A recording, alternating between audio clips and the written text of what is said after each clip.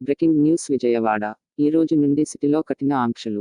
ఉదయం 6 నుండి 9 వరకు 3 గంటలే రోడ్ల మీదకి అనుమతి.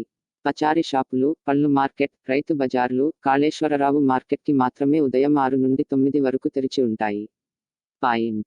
ఉదయం 4 నుండి 8 వరకు మిల్స్ అండ్ డైరీ ప్రొడక్ట్ అందుబాటులో ఉంటాయి.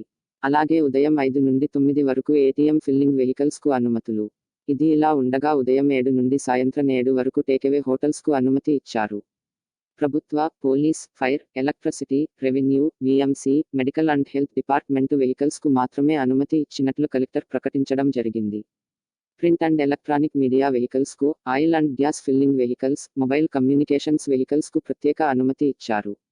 జ్యువెలరీ, పెద్ద malls, electronic shops, cloth stores, fancy shops, hardware, furniture, bakeries and ice cream parlours, readymade shops, hotels and restaurants, food courts, iron and steel shops, glass and plywood shops, pizza coffee shops, mobile shops, automobiles షాపులు మరియు ఆటోనగర్ పూర్తిగా lockdown అయ్యే వరకు ఓపెన్కు అనుమతి లేదని స్పష్టం చేశారు.